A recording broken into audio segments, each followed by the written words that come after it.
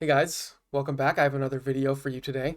It has to do with endgames as well, and particularly king and pawn endgames. So I think this is a very useful topic to discuss because it happens fairly frequently in chess games where you might find yourself up a pawn or down a pawn at the end of the game. And it can be a pretty easy position to blunder in. If you're up the pawn, blundering the win, and if you're down the pawn, you might be presented some opportunities to actually draw the game and miss them. So hopefully at the end of this video, you'll have a better understanding of the basics of king and pawn endgames. I'm not going to talk too much about it, but the basics are very useful. So, and at the end of the video, I have a nice puzzle for you guys. So before we get started, please remember to like and subscribe if you're enjoying the videos, and hit the bell to receive notifications when I upload new videos. So, king and pawn endgames. We're white here, and you can see we are up a pawn. So first question, are we winning? Is white winning in this game? Or is this game a draw? And if you're not sure, definitely be sure to stick around because hopefully you'll be able to answer that question at the end of this video. So the right answer is actually, it's a trick question, which I like to do a lot in my videos. The correct answer is it totally depends on whose turn it is. So, and it's even trickier than that. If it's white's turn, this should be a draw.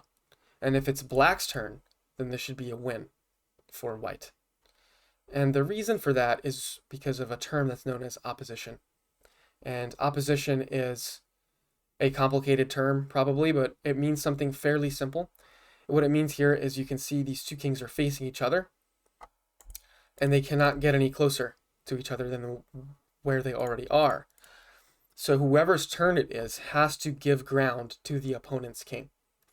And that's the important part here. So if we're thinking about really what we want to do as white up a pawn, obviously what we want to do is promote this pawn all the way, march him all the way to d8 and promote him into a queen. If we can promote him to a queen, we should be able to win the game. In order to do that, we need to move our king forward.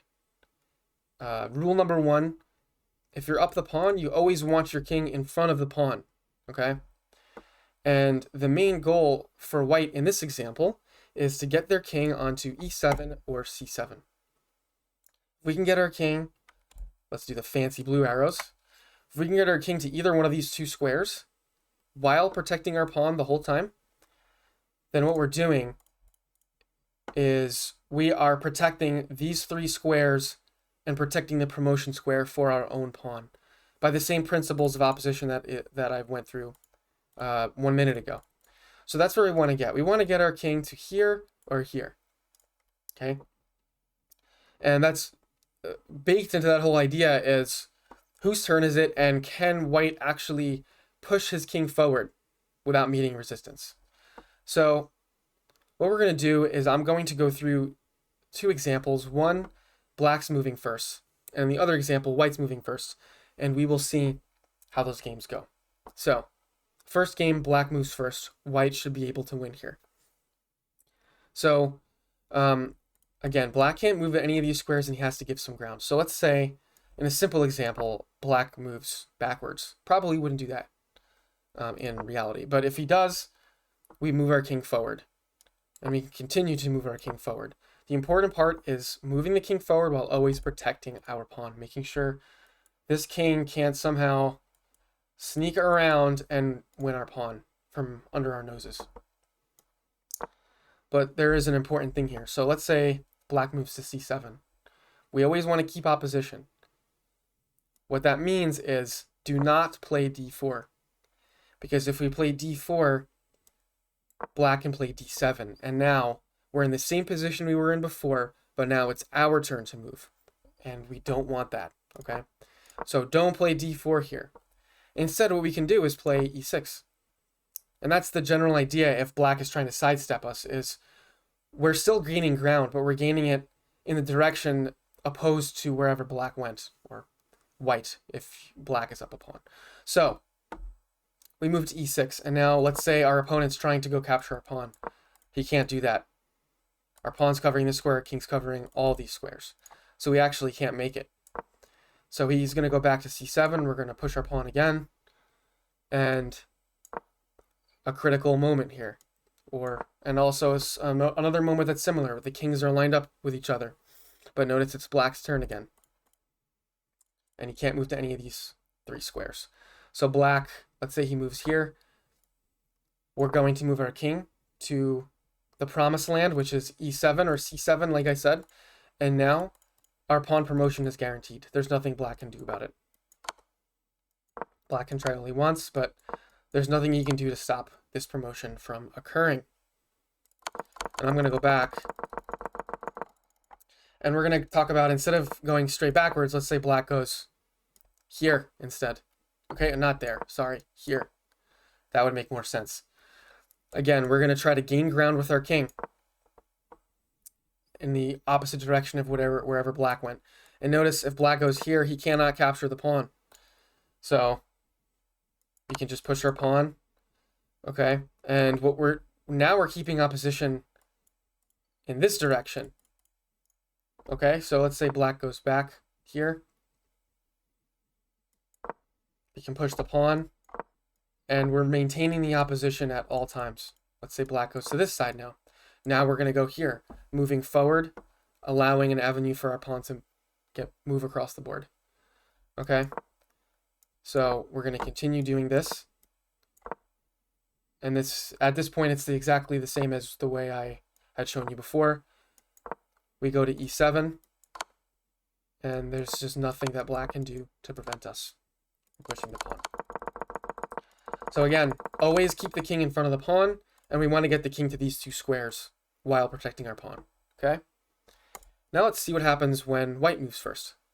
So if white goes to either this square or this square, that would be pretty weird, but we would just go to e4 and basically keep the opposition here. So likely what white will do is go to e3 or c3. So what black wants to do here is prevent the white's king from moving forward. So what we do is we always keep this opposition. If white goes to c3, we're going to move here. And we can dance all we want, but white is not going to be able to push his king any further forward here. Okay, so what white's going to realize after a little while is that he's gaining no ground here, so he's going to push his pawn. Whenever white pushes the pawn, we move our king directly in front of the pawn. And now, I mean, if he moves backwards, we just move our king backwards. Okay, but what white's going to realize again is that there's no progress to be made here unless he pushes the pawn again. And notice that his king is now actually behind the pawn. So this is when you know that this should be a drawn position. If he's in line with the pawn or behind his pawn, if you play your cards right, it's a draw as black. So when he pushes the pawn, we move directly backwards. And if he pushes the king here, we just step in front of the pawn. So now, the point is, once white decides to move his king forward, we're blocking him. We're not allowing him to move any further forward. And that's the general idea of this. So he's going to push the pawn again. We're going to go in front of the pawn. He can go here. We're going to block him again. We're not allowing the king to move forward. He pushes the pawn. We go back. And once he moves the king here, we're going to go straight backwards again. Always try to stay directly in front of this pawn. The only time you don't do that is when you're blocking your opponent's king from moving forward.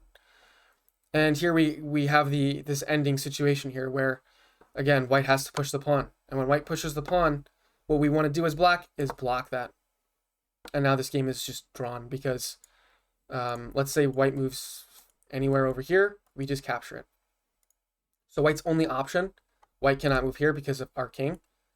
So white's only option here to protect this pawn is to move to d6. And now this is a draw by stalemate because this pawn is attacking these 2 squares and our opponent's king is getting these 2 squares. We have nowhere to move. And that is how the basics of how you draw a game down a pawn here.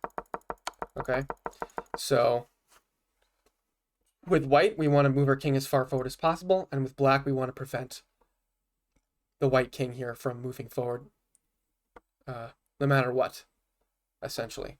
So those are some of the basics, and there's a couple of, I guess, caveats here that we should talk about. The first caveat is rook pawns. You might think this is the same scenario as before if the pawn is on any other rank, but it's actually not the case. And the reason for that is illustrated easily by this very simple example. So we have two of the exact same scenarios here. One is with a b pawn, and one, which I'll show you in a minute, is with an a pawn. So it's white's turn to move here, and he's going to push his pawn to b7. Now notice black can't go here or here or here, so black only has one move to make. And black's going to go to a7. And notice that it's allowing white onto the vaunted c7 square so that he can finally promote this pawn and turn it into a queen and win the game. So that's how the scenario would go if you have a pawn on any of these files. Now what happens if we have a rook pawn? And by the way, a rook pawn means a pawn on the a file or the h file. The pawns that are in front of the rooks. They're wing pawns, you could also call them. Now notice when white pushes this pawn, the king, black's king here, no longer has that other side of the board to get to. He's trapped in this corner. And just like before, these two squares are being attacked or are not allowed to be moved to by black. So this is a stalemate, and this will end in a draw. So what's important to note, I would say, is if you have a scenario where you can see that you might be up a pawn, if it's a rook pawn, you might want to think twice about allowing that to happen, because rook pawns typically end in draws. As long as your opponent can get his king in front of the pawn, this is a draw every single time. So a little difference there, which you should be aware of. And finally, this is very similar to the first example, except now we have a space in between our king and our pawn. We're white, thankfully. So let's think for a second. Is this any different than before? Does it depend on whose turn it is here to determine if white can actually win or not? And the answer is no, it doesn't matter. This should be a winning game for white either way. And the reason for that is, again, you have opposition. So if let's say white was back, well, no, let's not say that. What happens is, even if it's white's turn, you essentially have a free turn here. You have a skip. So if it's white's turn to move, instead of retreating the king backwards or sidestepping, all white has to do is move his pawn one move forward, one space forward, and now it's black's turn. And now we have the opposition. So if you can get your king up a pawn, like a space or two in front of that pawn, the game should be won with proper play, essentially. And I would say the general rule, just going back to these scenarios where you're directly in front of your pawn, if you can get your king in front of your own pawn on the 5th rank or lower, then it depends on opposition 100%. If it's your turn, the game should be a draw. However, if you can get your king in front of your pawn on the 6th rank or higher, then that game is won. You will be able to win the game. So that's kind of the dividing line, is the 5th rank. Okay? And that pretty much wraps up the basics video. If you guys have any questions about this, because it's a little bit of a confusing topic, please make sure to let me know in the comments. And now I promised you a puzzle. And here's the puzzle. So black here this was, by the way, this was an actual game that happened in 1946 between two grandmasters. And it was pretty weird. So I will show you what happened here. So black is up 2 pawns. Each side has a rook, but black has 2 pawns. And they're also pretty far pushed forward already, which is even better for black. So this is just a winning game. However, black plays the move b2. It seems like a good idea, because what black is thinking is if white captures this pawn on b2, black hits the king with check, and once king gets out of the way, he wins the pawn. The rook, I'm sorry. So that was Black's idea, which makes sense, but it actually doesn't quite work out the way he was hoping. So why don't you pause the video here for a couple seconds, or a couple minutes if you want, and try to figure out how White can save this game, okay? And if you can't figure it out, in a couple seconds, I'm going to give you guys a hint that might help you. So pause the video, think about it. Okay, so if you haven't figured it out yet, the key to this puzzle is not actually winning the game for White. The key is White can actually force a draw. And yes, force it. Let's just say, I will even give you more of a hint. Force it by stalemate. So see if you can figure out how White can force a draw here. And I'll give you a few more seconds. Okay, so White's correct move is actually capturing the pawn. And congratulations if you found this, because it's a little tricky. So the key is, when Black hits our king with check, we have to move our king to f3. And then after Black captures that rook, this game ends in a stalemate. These two squares are protected by Black's king. These two squares are taken up by Black's pawn. And of course, this entire row here is covered by Black's rook.